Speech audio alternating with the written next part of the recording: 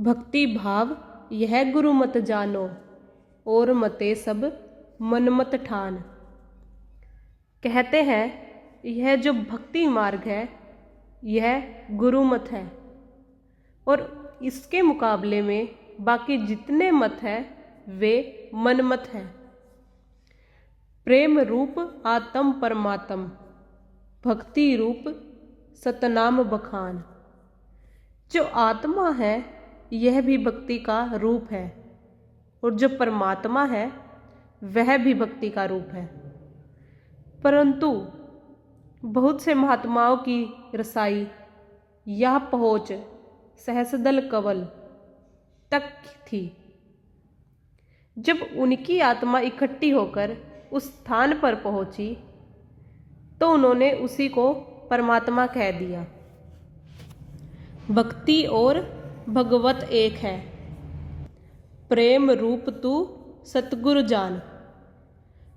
और इसी प्रकार जिनका इष्ट ब्रह्मा, पार ब्रह्मा या सचखंड है, उन्होंने ब्रह्मा, पार ब्रह्मा और सचखंड को परमात्मा कह दिया।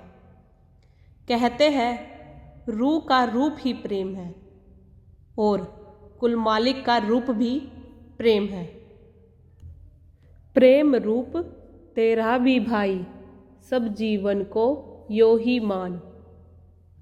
महाराज जी कहते हैं कि तू भी प्रेम का रूप है। अगर इस मार्ग पर पैर रखा है तो दिल खुला अर्थात हृदय विशाल होना चाहिए कि सभी मेरे भाई हैं, सारे मेरे पिता के पुत्र हैं। एक भेद या में पहचानो, कहीं बूंद कहीं लहर समान।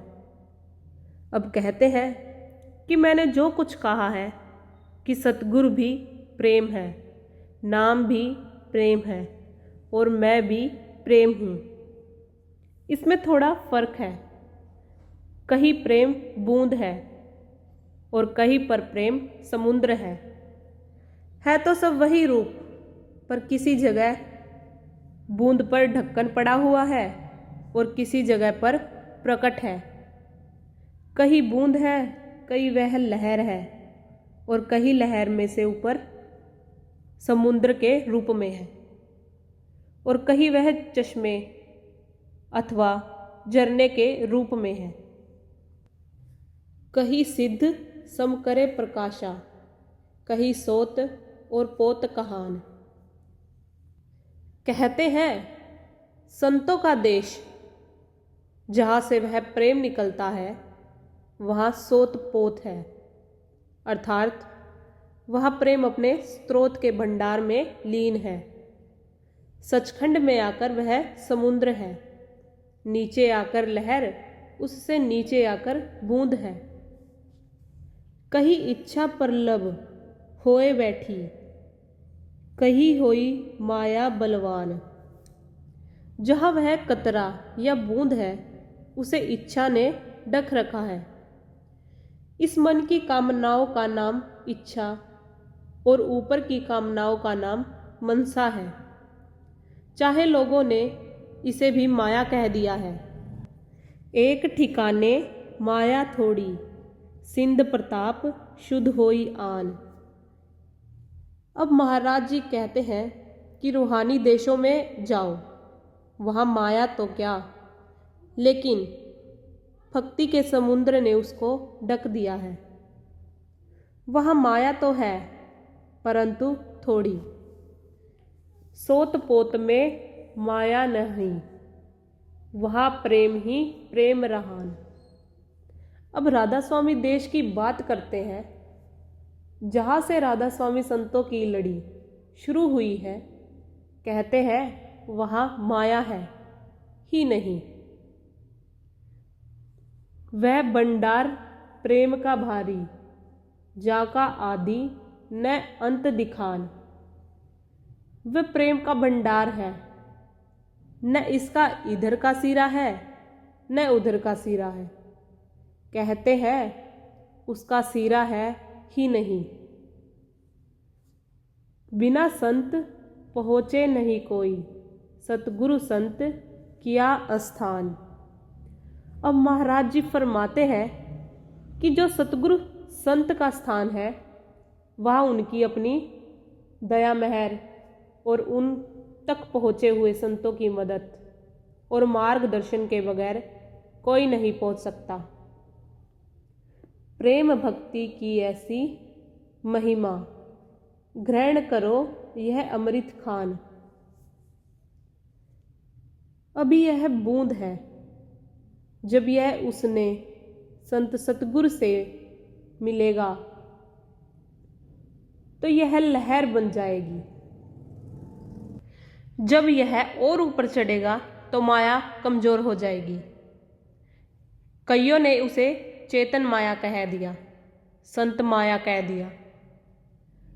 जब वह और ऊपर चढ़ गया तो कह दिया कि उतनी भी माया नहीं है।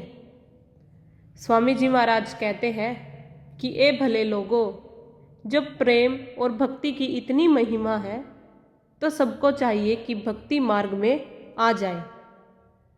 फिर धीरे धीरे यह दर्जा बढ़ता है।